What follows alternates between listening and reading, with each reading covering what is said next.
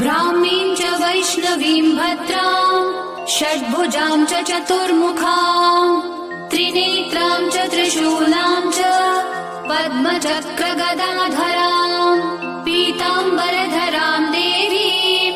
नानालङ्कारभूषितां तेजःपुञ्जधरां श्रेष्ठां ध्यायेत् बालकुमारिकाम् ओङ्कारलक्ष्मीरूपेण विष्णोर्हृदयमव्ययम् विष्णुमानन्दमध्यस्थम् ह्रीङ्कारबीजरूपिणी ॐ क्लीं अमृतानन्दभद्रे सत्य